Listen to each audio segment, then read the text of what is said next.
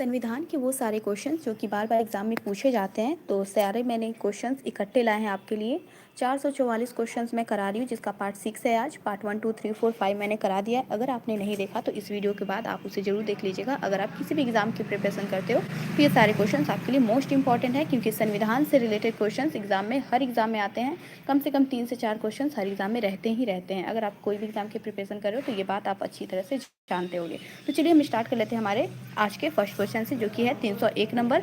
300 questions मैंने करा दिए हैं, जो कि बहुत ही ज़्यादा इंपॉर्टेंट है और बहुत ज़्यादा यूज़फुल है। ठीक है, तो आप लोग अच्छे से देखिएगा, समझिएगा, और अगर आपको इसका राइट आंसर मालूम है तो आप लोग कमेंट कर सकते हैं। ठीक है, उच्चतम न्यायालय के अधिकार क्षेत्र को बढ़ाने का अधिकार किसके पास है? तो संसद के पास है। ठीक है, राइट आंसर हो जाएगा संसद के पास है उच्चतम न्यायालय के अधिकार क्षेत्र को बढ़ाने का अधिकार। नेक्स्ट क्वेश्चन है हमारा, भारत के सर्वोच्च न्यायालय की स्थापना कब हुई थी? तो 28 जनवरी 1950 को हुई थी। ठीक है, भारत के सर्वोच्च न्यायालय की स्थापना कब हुई थी? तो 28 जनवरी 1950 को हुई थी।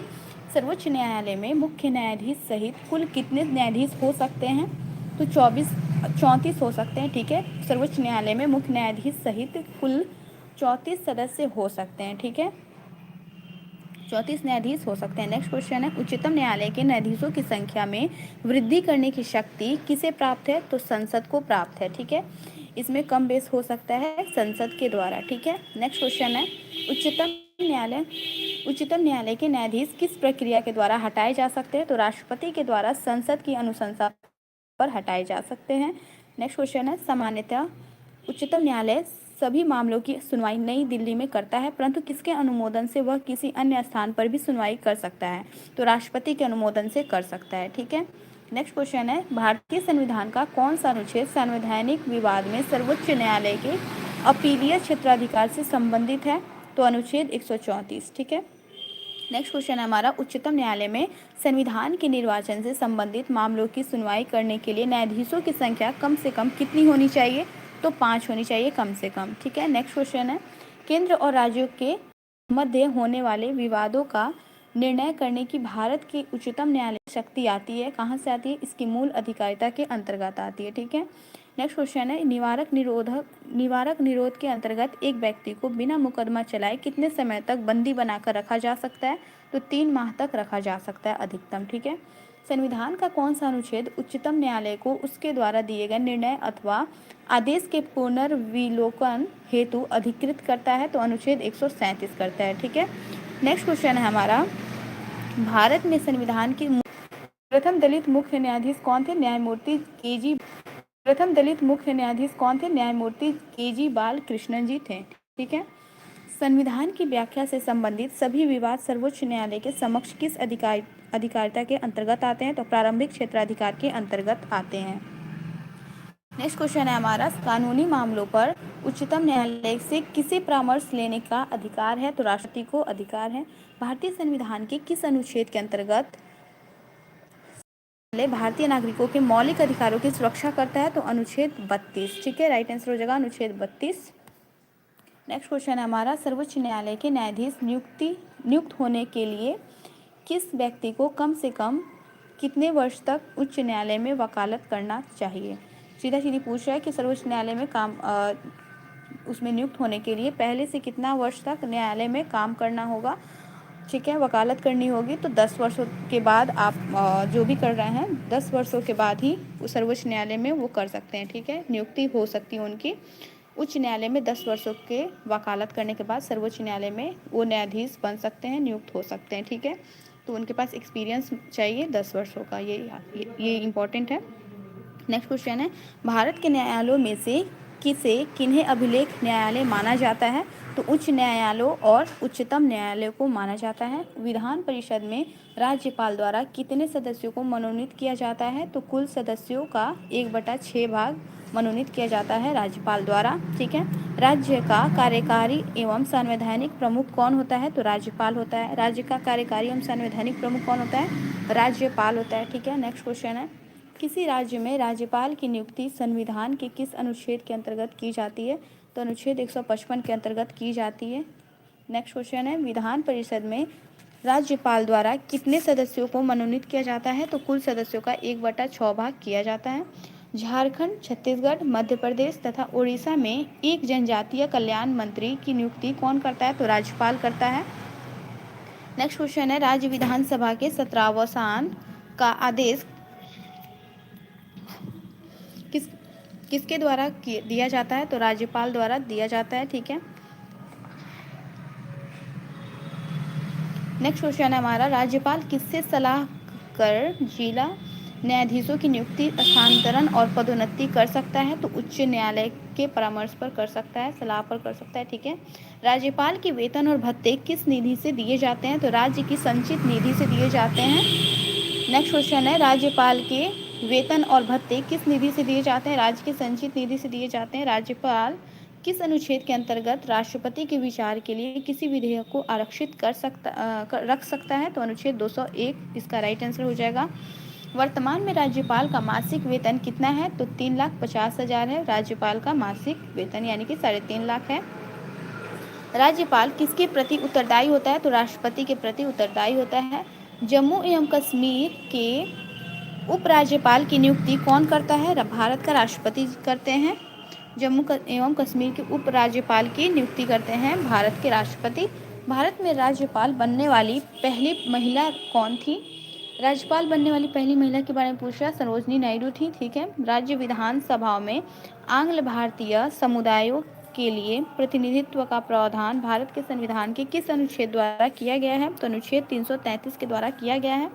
ठीक है। नेक्स्ट क्वेश्चन है हमारा, निवारक निरोध के अंतर्गत एक व्यक्ति को बिना मुकदमा चलाए कितने समय तक बंदी बनाकर रखा जा सकता है? तो 3 माह तक अधिकतम रखा जा सकता है। इलाहाबाद उच्च न्यायालय गठन कब हुआ था? वर्ष 1866 में हुआ था इलाहाबाद उच्च न्यायालय गठन। ठीक है। 1866 याद रखेंगे। नेक्स्ट क्वेश्चन है हमारा, विधान परिषद किसी साधारण विधेयक को अधिकतम कितने समय तक रोक सकती है? विधान परिषद किसी साधारण विधेयक को अधिकतम कितने समय तक रोक सकती है? 4 माह तक रोक सकती है अधिकतम। भारतीय संविधान के किस अनुच्छेद के अंतर्गत विधानसभा को विधान परिषद का सृजन एवं उसे समाप्त करने का अधिकार प्राप्त है? तो राइट आंसर हो जाएगा अनुच्छेद 169। ठीक है। अनुच्छेद 169 is right answer. Next question है, राज्य की विधानसभाओं में सदस्यों की संख्या किस अनुच्छेद में निर्धारित की गई है? तो अनुच्छेद 170 में निर्धारित की गई है। राज्य विधानसभा के निर्वाचन का संचालन कौन करता है? तो भारत का निर्वाचन आयोग करता है। मोस्ट इंपॉर्टेंट क्वेश्चन है, राज्य विधानसभा के निर्वाचन का संचालन कौन करता है? भारत का निर्वाचन आयोग करता है।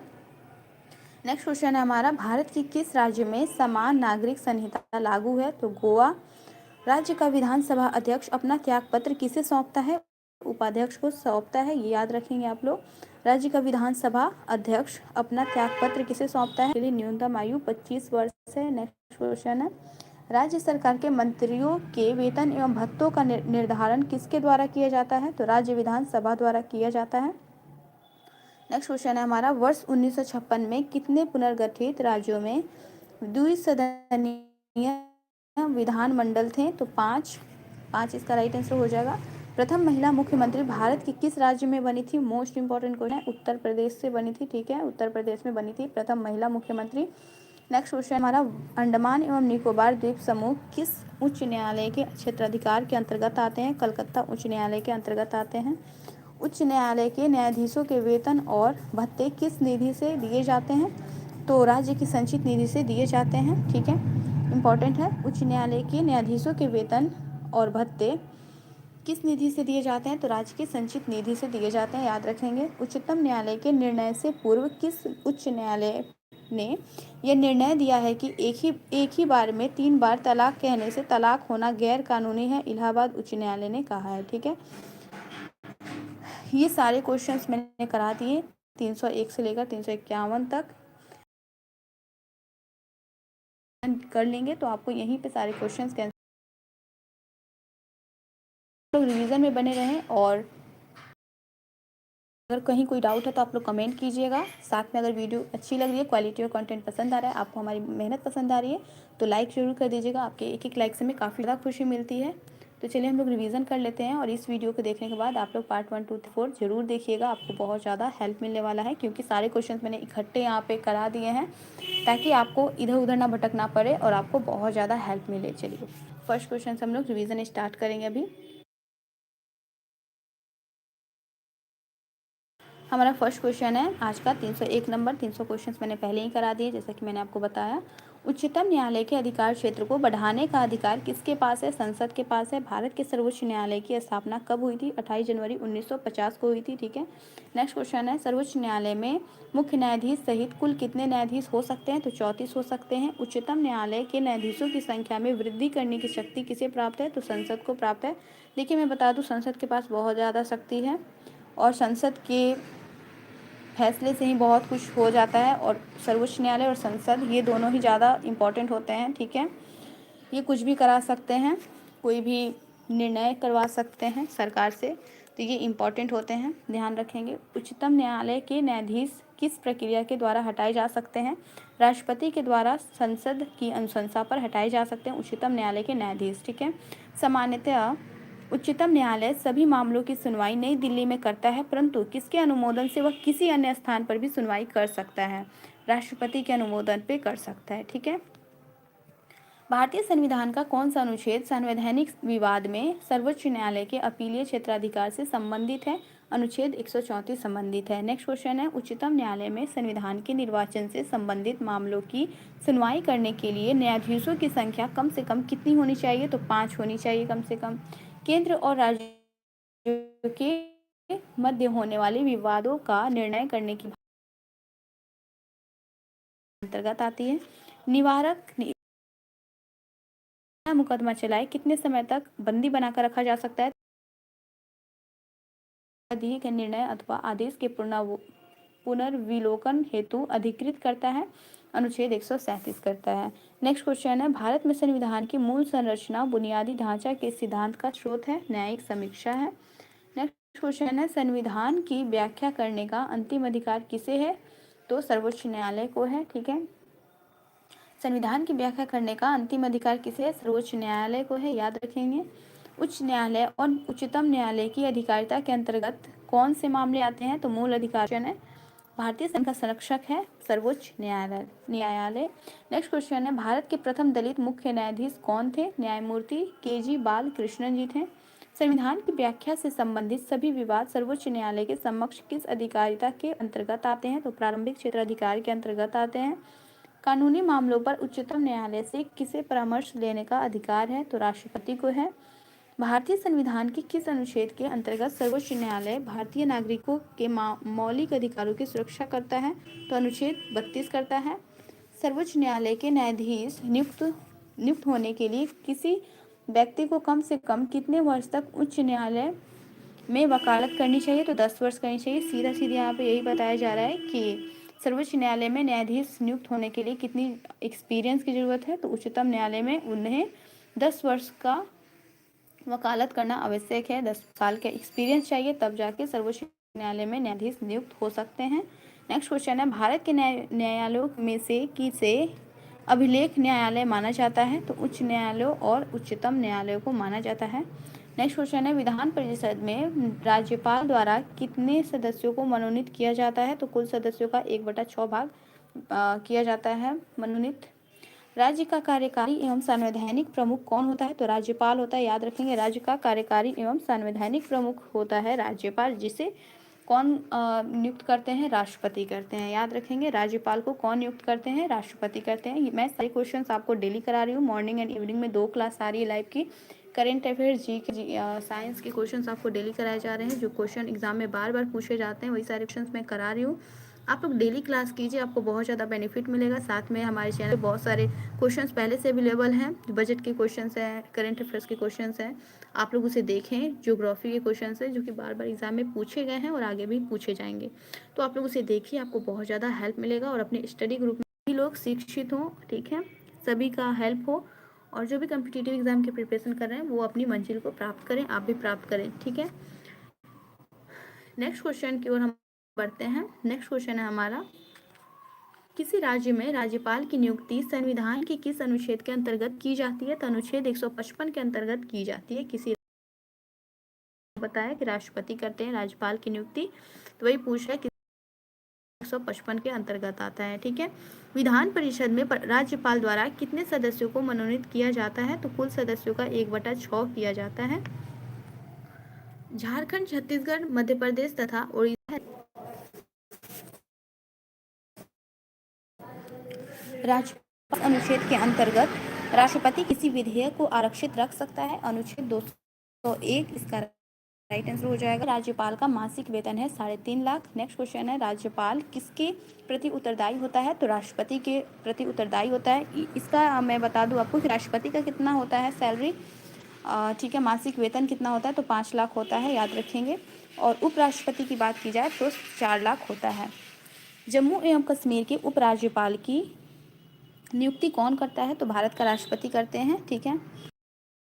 भारत में राज्यपाल बनने वाली पहली महिला कौन थी? राज्यपाल बनने वाली पहली महिला की बात पूछ रहा है तो सरोजनी नायडू जी हो जाएंगी, इसका राइट आंसर सरोजनी नायडू। राज्य विधानसभा में आंग्ल भारतीय समुदाय के लिए प्रतिनिधित्व किस अनुच्छेद द्वारा किया गया है? तो अनुच्छेद 333 के द्वारा किया गया है। नेक्स्ट क्वेश्चन है, निवारक निरोध के अंतर्गत एक व्यक्ति को बिना मुकदमा चलाए कितने समय तक बंदी बनाकर रखा जा सकता है? तो 3 माह तक बंदी बनाकर ज़्यादा रखा जा सकता है। इलाहाबाद उच्च न्यायालय का गठन था तो वर्ष 1866 में हुआ था, ठीक है, याद रखेंगे 1866 is right answer. Next question है, विधान परिषद किसी साधारण विधेयक को अधिकतम कितने समय तक रोक सकती है? तो 4 माह तक अधिकतम रोक सकती है। भारतीय संविधान के किस अंतर्गत विधानसभा को विधान परिषद का सृजन एवं उसे समान, इसका राइट आंसर हो जाएगा। नेक्स्ट क्वेश्चन में सदस्यों की संख्या किस अनुच्छेद में निर्धारित की गई है? तो अनुच्छेद 170 में निर्धारित की गई है, ठीक है, राज्य की विधानसभा में सदस्यों की संख्या, ठीक है। नेक्स्ट क्वेश्चन है, राज्य विधानसभा के निर्वाचन का संचालन कौन करता है? तो भारत का निर्वाचन। नेक्स्ट क्वेश्चन है, भारत के किस राज्य में समान नागरिक संहिता लागू है? तो गोवा में लागू है। राज्य का विधानसभा अध्यक्ष अपना पत्र किसे सौंपता है? तो उपाध्यक्ष को सौंपता है, याद रखेंगे, ये क्वेश्चन मोस्ट इंपॉर्टेंट है। राज्य का विधानसभा अध्यक्ष अपना त्यागपत्र किसे सौंपता है? तो उपाध्यक्ष को सौंपता है, याद रखिएगा आप लोग, ये क्वेश्चन एग्जाम में रिपीट होता रहता है और आगे भी रिपीट होगा। अगर आपको वीडियो की क्वालिटी और कंटेंट पसंद आ रहा है तो वीडियो को जरूर लाइक कीजिएगा, ठीक है, एंड शेयर कीजिएगा और सब्सक्राइब कर लीजिएगा चैनल को, ताकि आपको सारे अपडेट मिलते रहें, सारे क्वेश्चंस आपको डेली मिलते रहें। और बेल आइकन को प्रेस कर लीजिएगा ताकि मैं जब भी कोई भी वीडियो डालूँ, कोई भी अपडेट डालूँ, कोई भी जब भी लाइव आऊँ तो आपके पास नोटिफिकेशन सबसे पहले आए, ठीक है। विधानसभा के सदस्यों की निर्भरताओं से संबंधित प्रश्नों पर अंतिम निर्णय किसके द्वारा लिया जाता है? तो राज्यपाल द्वारा लिया जाता है। सदस्य निर्वाचित होने के लिए न्यूनतम आयु क्या है? तो 25 वर्ष है। से निर्वाचित होने के लिए न्यूनतम आयु कितनी चाहिए? 25। भत्तों का निर्धारण किसके द्वारा किया जाता है? तो राज्य है। वर्ष 1956 में कितने पुनर्गठित राज्यों में द्विसदनीय विधानमंडल थे? 5 थे, याद रखेंगे। प्रथम महिला मुख्यमंत्री भारत के किस राज्य में बनी थी? उत्तर प्रदेश से बनी थी, ये बात आपको याद होनी चाहिए। प्रथम महिला मुख्यमंत्री भारत के उत्तर प्रदेश राज्य में बनी थी। अंडमान एवं निकोबार द्वीप समूह किस उच्च न्यायालय के क्षेत्राधिकार के अंतर्गत आते हैं? कलकत्ता उच्च न्यायालय के अंतर्गत आते हैं निकोबार द्वीप समूह, ठीक है। नेक्स्ट क्वेश्चन है हमारा, न्यायाधीशों के वेतन और भत्ते किस निधि से दिए जाते हैं? राज्य की संचित निधि से दिए जाते हैं उच्च न्यायालय और न्यायाधीशों के वेतन और भत्ते, ठीक है, याद रखेंगे, इंपॉर्टेंट क्वेश्चन है सारे के सारे, एग्जाम में पूछे हुए क्वेश्चन है और आगे भी पूछे जाएंगे। वही सारे क्वेश्चन मैं सिलेक्ट करके आपके लिए लाती हूँ, डेली ला रही हूँ। मॉर्निंग एंड इवनिंग में 2 क्लास आ रही है, आप लोग डेली देखिए, आपको बहुत ज़्यादा हेल्प मिलने वाला है। एंड चैनल को सब्सक्राइब कर लीजिएगा ताकि सारे अपडेट आपको मिलते रहें, कहीं कोई अपडेट मिस ना हो जाए। और वीडियो अच्छी लग रही है तो लाइक ज़रूर कीजिएगा और शेयर कीजिएगा अपने स्टडी ग्रुप में, ठीक है। उच्च न्यायालय के निर्णय से पूर्व किस उच्च न्यायालय ने यह निर्णय दिया है कि एक ही बार में 3 बार तलाक कहने से तलाक होना गैर कानूनी है? इलाहाबाद उच्च न्यायालय ने ये कहा है, ठीक है। फिर से रिपीट कर देती हूँ, उच्चतम न्यायालय के निर्णय से पूर्व किस उच्च न्यायालय ने यह निर्णय दिया है कि एक ही बार में 3 बार तलाक कहने से तलाक होना गैर कानूनी है? ये क्वेश्चन सारे मैंने करा दिए जो कि बहुत ज़्यादा इंपॉर्टेंट थे। सारे क्वेश्चन कंप्लीट हो चुके हैं, 301 से लेकर 351 तक मैंने कराए हैं। अभी 50 क्वेश्चन, 51 क्वेश्चन अभी मैंने करा दिए, ठीक है। और पहले से मैंने 300 क्वेश्चन करा दिए हैं। अगर आपने अभी तक नहीं देखा, पार्ट 1 2 3 4 5 आ चुके हैं, आप लोग अभी जाइए चैनल पर विजिट कीजिए और जाके जल्दी से उसे देखिए, क्योंकि वो सारे क्वेश्चन मोस्ट इंपॉर्टेंट है, बार बार एग्जाम में रिपीट होते हैं। संविधान के अति महत्वपूर्ण प्रश्न है, 444 कराने वाली हूँ। नेक्स्ट पार्ट भी आप लोग देखिएगा, पार्ट 7 पार्ट 8 आने वाला है, तो आप लोग उसे देखिएगा, मिस मत कीजिएगा। ऐसे ही डेली वीडियोस देखने के लिए आप लोग चैनल को ज़रूर सब्सक्राइब कर लीजिएगा। चलिए मिलते हैं हमारे नेक्स्ट वीडियो में। नेक्स्ट जरूर मॉर्निंग 6 बजे क्लास आएगी, ठीक है। मॉर्निंग में 6 बजे और रात को 8 बजे क्लास आ रही है। आप लोग डेली क्लास कीजिए, आपको बहुत ज़्यादा हेल्प मिलेगा। Thank you and wish you very all the best. Comment करके बताइए कि आपको आज का क्लास कैसा लगा, और कहीं कोई डाउट है तो आप लोग ज़रूर बताइएगा। एंड आप लोग किस एग्ज़ाम की प्रिपरेशन करते हो ये भी ज़रूर बताइएगा, ताकि हम आपके लिए कुछ स्पेशल ला पाएँ, ठीक है। Thank you.